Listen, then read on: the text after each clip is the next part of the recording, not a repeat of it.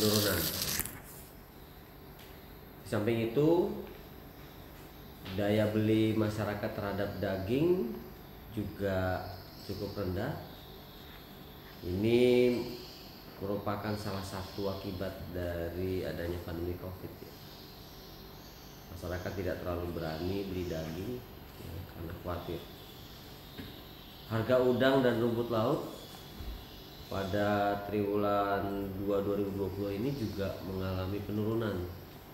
Hal ini sejalan dengan turunnya permintaan sehingga mempengaruhi produksinya.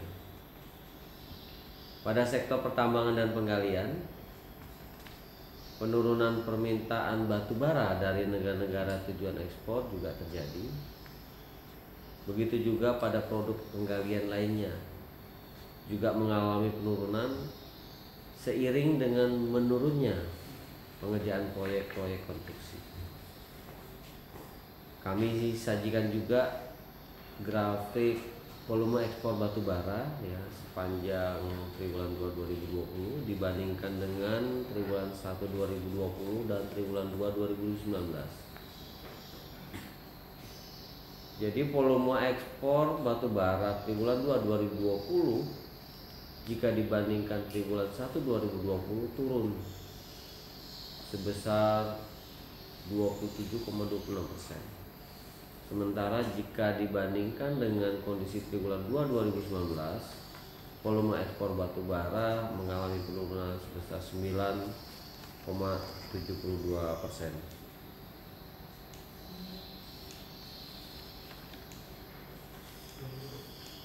Berikutnya adalah sektor industri pengolahan. Sebagian besar produk industri pengolahan juga mengalami penurunan ya, kecuali industri CPO yang masih tumbuh positif. Pada sektor pengadaan listrik dan gas, volume distribusi listrik PLN dan penyediaan gas panjang triwulan 2 2020 ini justru mengalami peningkatan. Ini bisa jadi disebabkan karena semakin banyaknya kegiatan masyarakat kita di rumah ya, sehingga mereka memerlukan energi tambahan. Pada sektor konstruksi, berdasarkan informasi yang kami terima dari Asosiasi Semen Indonesia, pengadaan semen mengalami kontraksi. Begitu juga produk material lain ya, terutama yang terkait dengan bahan baku konstruksi. Kemudian pada sektor transportasi dan pergudangan, jumlah penumpang transportasi umum juga mengalami penurunan, baik itu terkait transportasi udara, laut, maupun sungai dan penyeberangan. Ini disebabkan karena adanya pembatasan perjalanan sebagai dampak merebaknya wabah COVID-19. Kemudian pada sektor akomodasi dan penyediaan makan minum, seiring dengan semakin sedikitnya mobilitas penduduk ya untuk kebutuhan rekreasi dan perjalanan dinas, maka tingkat hunian kamar hotel juga mengalami penurunan. Hal itu juga terjadi pada kegiatan makan minum yang dikelola oleh rumah makan dan restoran. Kehati-hatian masyarakat terhadap penularan COVID-19 telah menyebabkan mereka membatasi diri untuk melakukan kegiatan konsumsi di restoran dan rumah makan. Pada sektor jasa kesehatan dan kegiatan sosial justru mengalami peningkatan. Ya, hal ini disebabkan karena rasa khawatir yang tinggi dari masyarakat, sehingga banyak sekali masyarakat yang justru mengkonsumsi obat-obatan, terutama yang terkait dengan peningkatan daya tahan tubuh. Berikutnya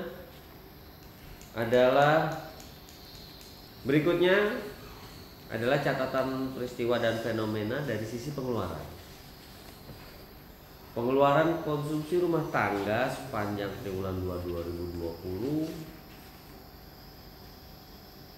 tercatat mengalami penurunan ya, terutama untuk pengeluaran kebutuhan rekreasi, penginapan, makan minum, dan transportasi.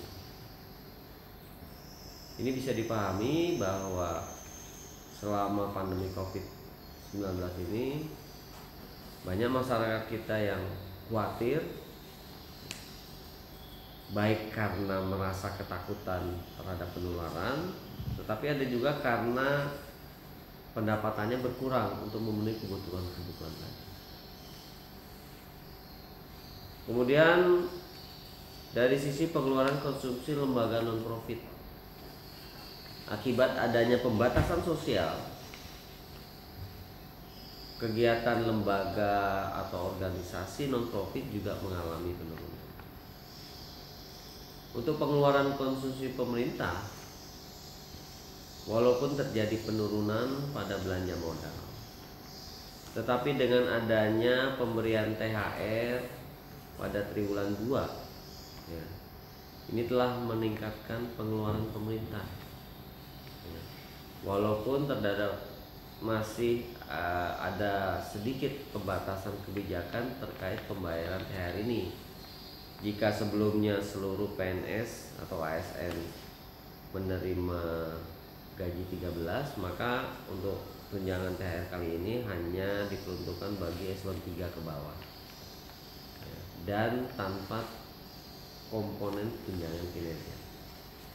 Walaupun begitu, untuk komponen pengeluaran konsumsi pemerintah ini masih menunjukkan indikasi positif. Kemudian pada komponen pembentukan modal tetap bruto, dengan menurunnya kegiatan pengerjaan konstruksi dan belanja modal dari anggaran pemerintah, maka kegiatan pembentukan modal tetap bruto tercatat mengalami penurunan. Pada kegiatan ekspor, baik ekspor luar negeri maupun ekspor antar daerah, dengan adanya pengurangan permintaan baik dari luar negeri maupun dari masyarakat di dalam negeri juga mengalami penurunan atau kontraksi.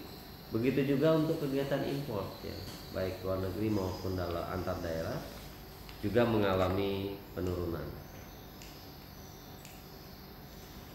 Selanjutnya, berdasarkan catatan peristiwa dan fenomena serta data-data yang kami peroleh sepanjang triwulan 2 2020, maka PDRB Kalimantan Utara pada triwulan 2 2020 tercatat ya, sebesar 24,24 triliun rupiah berdasarkan harga berlaku. Sementara kalau dihitung berdasarkan harga konstan, PDRB Provinsi Kalimantan Utara pada triwulan 2 2020 tercatat sebesar 14,74 triliun rupiah. Jika kita bandingkan dengan kondisi triwulan 2 2019 berdasarkan harga konstan, maka ekonomi Provinsi Kalimantan Utara tumbuh negatif atau kontraksi sebesar 3,35%. Dan jika dibandingkan dengan kondisi triwulan 1 2020, ekonomi Kaltara mengalami kontraksi sebesar 6,95%. Secara akumulasi, jika triwulan 1 dan triwulan 2 digabung menjadi angka semesteran, maka pertumbuhan ekonomi semester 1 2020 Provinsi Kalimantan Utara masih tumbuh positif sebesar 0,81% jika dibandingkan dengan kondisi semester 1 2019. Jika kita tidak memperhitungkan aspek batubara dan migas, pertumbuhan ekonomi Kalimantan Utara triwulan 2 2020 juga mengalami kontraksi, namun sedikit lebih kecil ya turunnya yaitu sebesar 0,89% ya, dibanding kondisi triwulan 2 2019.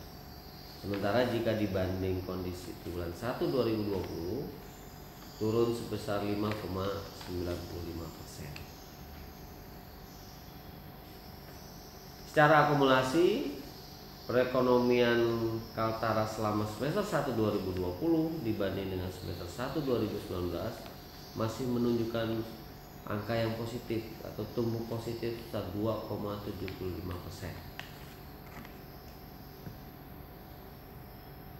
Kemudian kalau kita lihat grafik pertumbuhan ekonomi secara total, baik pertumbuhan ekonomi tahunan maupun triwulanan, terlihat bahwa dengan adanya pandemi COVID-19 ini, pertumbuhan ekonomi terlihat menurun ya, baik itu tahunan maupun triwulanan.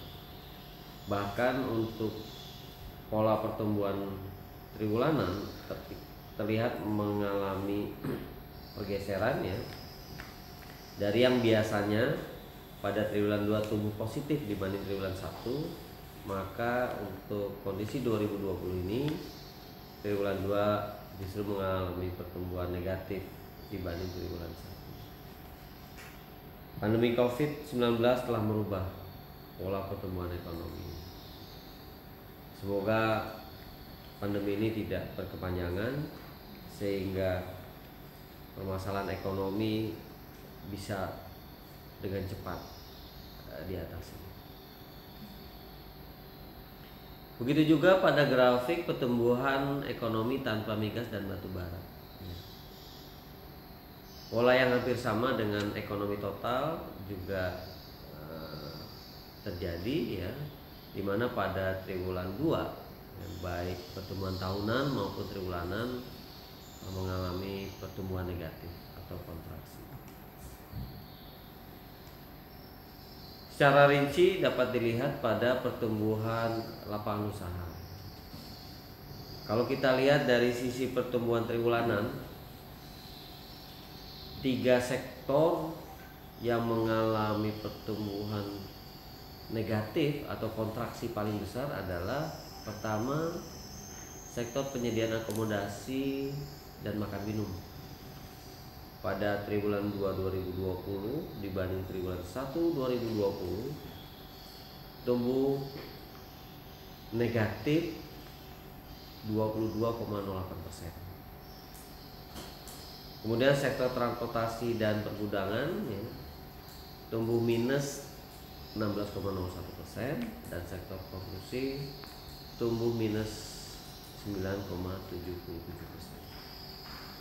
Kemudian kalau kita lihat pertumbuhan ekonomi tahunan, 3 sektor yang mengalami kontraksi paling besar, pertama adalah sektor penyediaan akomodasi dan makan minum, tumbuh minus 19,27%.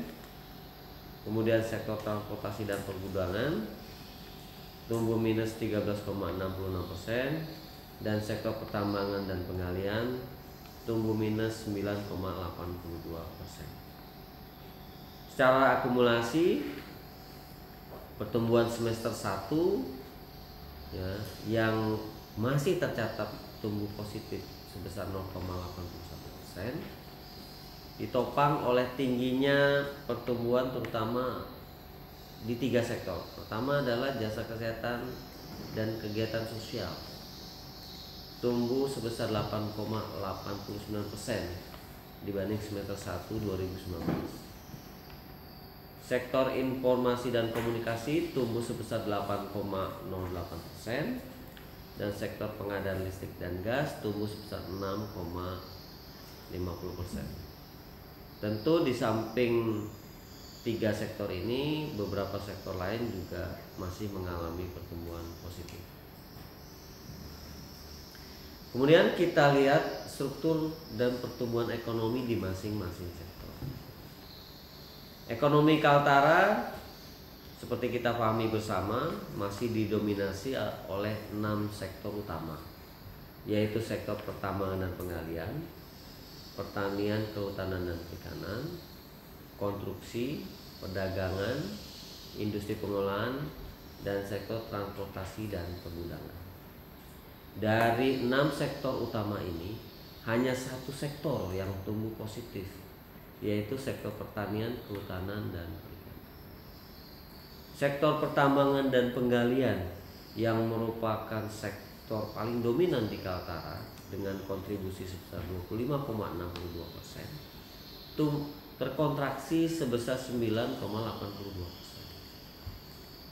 Sementara sektor konstruksi dengan kontribusi sebesar 13,85% terkontraksi sebesar 0,81%. Sektor perdagangan dengan kontribusi sebesar 12,38% terkontraksi sebesar 0,94%.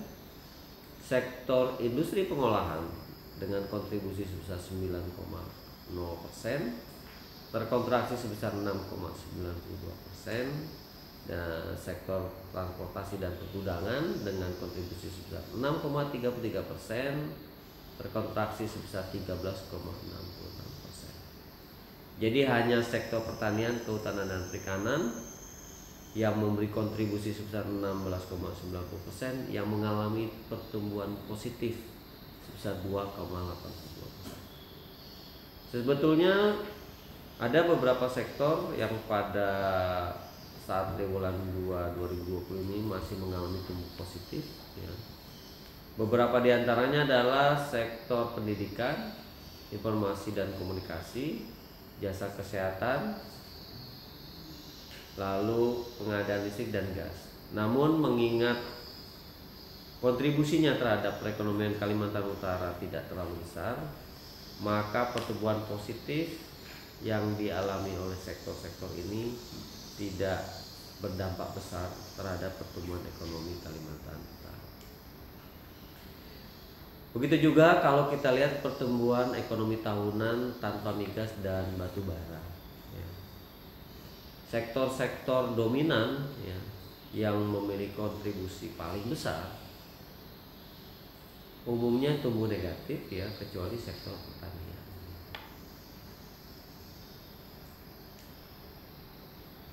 Kemudian kita lihat pertumbuhan triwulanan, ya. Hampir seluruh sektor ekonomi pada triwulan 2 2020 dibanding triwulan 1 2020 mengalami kontraksi, ya. Kecuali sektor administrasi pemerintahan, jasa kesehatan, dan pengadaan listrik dan gas, ya, yang masih tumbuh positif. Namun mengingat peran sektor ini dalam perekonomian Kaltara tidak terlalu besar seperti yang saya sampaikan tadi, maka pertumbuhan ekonomi triwulan 2 2020 terhadap triwulan 1 2020 juga mengalami kontraksi. Begitu juga kalau kita lihat perekonomian tanpa migas dan batu bara, pada pertumbuhan triwulanan ini polanya sama dengan perekonomian total, ya, artinya melibatkan kegiatan batu bara dan migas, sehingga dapat dipahami bahwa pada triwulan 2 2020 ini hampir semua sektor ekonomi mengalami kontraksi kecuali pada beberapa sektor yang saya sampaikan tadi. Nah, kalau kita bandingkan, ya, antara struktur dan pertumbuhan ekonomi, ya, maka bisa dihitung sejauh mana sumber-sumber pertumbuhan ekonomi yang terjadi selama triwulan 2. Jadi dari angka kontraksi sebesar 3,35%, sebesar minus 2,74%, ini disumbang oleh faktor pertumbuhan dari sektor pertambangan dan penggalian. Kemudian minus 0,10 disumbang dari sektor konstruksi, minus 0,10 disumbang dari sektor perdagangan besar dan eceran, minus 0,88% disumbang dari transportasi dan pergudangan, minus 0,63% disumbang dari sektor industri pengolahan, dan satu-satunya sektor utama yang memberi kontribusi atau sumbangan positif terhadap pertumbuhan ekonomi adalah sektor pertanian yang memberi sumbangan sebesar 0,48% dari total pertumbuhan minus 3,35%. Hal yang hampir sama juga terjadi ketika kita melihat sumber pertumbuhan triwulanan. Artinya pertumbuhan ini dilihat jika triwulan 2 2020 dibandingkan dengan triwulan 1 2020. Sektor pertambangan dan pengalian memberi sumbangan sebesar minus 2,58% terhadap pertumbuhan ekonomi triwulan 2 2020 terhadap triwulan 1 2020 yang mencapai minus 6,95%. Konstruksi memberi sumbangan minus 1,29%. Pertanian, kehutanan, dan perkebunan memberi sumbangan minus 0,80%. Perdagangan besar dan eceran memberi sumbangan minus 0,54%. Transportasi dan pergudangan memberi sumbangan minus 1,02%. Industri pengolahan memberi sumbangan besar minus 0,54%. Sementara sektor pemerintahan yang pada triwulan 2 ini masih tumbuh positif memberi sumbangan sebesar 0,22%. Sektor ini adalah satu-satunya sektor yang memberi sumbangan positif pada pertumbuhan ekonomi triwulanan. Kalau tadi kita lihat dari sisi lapangan usaha, maka berikutnya adalah perekonomian Kaltara dari sisi pengeluaran. PDRB atau perekonomian dari sisi pengeluaran dibentuk oleh 6 institusi. Pertama adalah konsumsi rumah tangga, kemudian konsumsi lembaga non-profit, konsumsi pemerintah, pembentukan modal tetap bruto, ekspor, dan impor.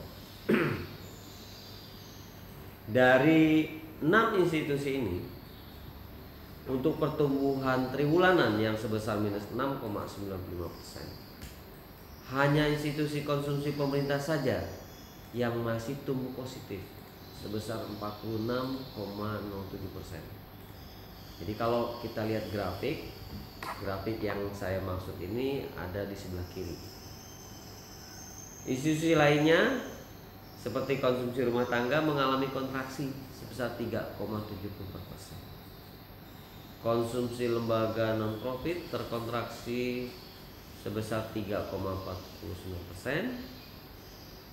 Pembentukan modal tetap bruto terkontraksi sebesar 4,09%. Ekspor terkontraksi sebesar 10,20% dan impor terkontraksi sebesar 6,46%. Hal yang lebih memprihatinkan jika kita lihat dari sisi pertumbuhan tahunan, artinya triwulan 2 2020 dibanding dengan triwulan 2 2019 yang secara total tumbuh sebesar minus 3,32%. Seluruh institusi yang membentuk PDRB dari sisi pengeluaran mengalami pertumbuhan negatif. Konsumsi rumah tangga terkontraksi sebesar 1,59%. Konsumsi lembaga non-profit terkontraksi sebesar 3,53%. Konsumsi pemerintah terkontraksi sebesar 6,54%. Pembentukan modal tetap bruto terkontraksi sebesar 0,89%. Ekspor terkontraksi sebesar 3,34%, dan impor terkontraksi sebesar 1,51%. Dengan adanya dinamika pertumbuhan masing-masing institusi tadi, maka struktur ekonomi dari sisi pengeluaran juga mengalami dinamika. Konsumsi rumah tangga memberi porsi sebesar 16,51% dalam perekonomian Kalimantan Utara. Ya. Sementara porsi terbesar didominasi oleh faktor perdagangan luar negeri atau antar pulau, yaitu net export ya, sebesar 45,38%. Jadi dapat dipahami bahwa perekonomian Kaltara sangat ditopang oleh adanya ekspor batu bara ya, dan CPO, sehingga ini sangat mendominasi perekonomian Kalimantan Utara. Pembentukan modal tetap bruto yang juga sedang giat-giatnya dilakukan, ini memberi porsi sebesar 29,79%. Sementara sektor atau institusi konsumsi pemerintah hanya memberi porsi sebesar 7,57%, dan konsumsi lembaga non-profit hanya mengambil porsi sebesar 0,70% dalam perekonomian Kalimantan Utara. Dengan adanya dinamika pertumbuhan dan distribusi ekonomi di hampir semua provinsi di Indonesia, bahkan di Pulau Kalimantan, maka ini juga merubah struktur perekonomian Pulau Kalimantan. Namun begitu, Kalimantan Timur sebagai provinsi yang selama ini memberi kontribusi terbesar tetap masih terbesar, tetapi Kalimantan Timur mengalami konstruksi yang lebih dalam dari Kalimantan Utara.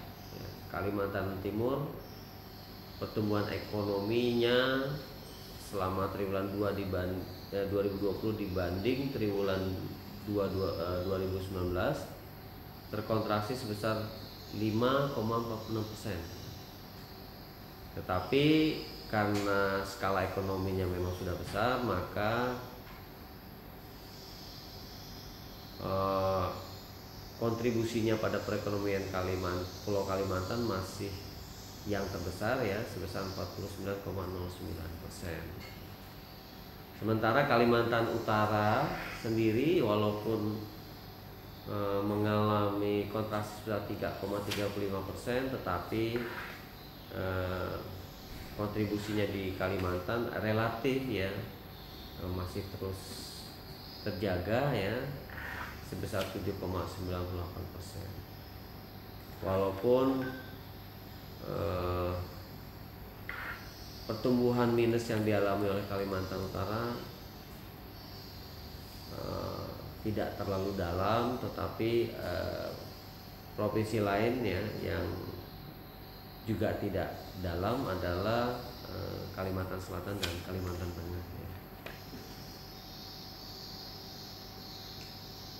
Demikian beberapa hal yang dapat kami sampaikan pada kesempatan kali ini. Kurang lebihnya mohon maaf. Terima kasih, semoga bermanfaat. Saya tutup. Wabillahi taufiq wal hidayah. Wassalamualaikum warahmatullahi wabarakatuh. Waalaikumsalam warahmatullahi wabarakatuh. Udah beda nih. Oh ya, rekaman.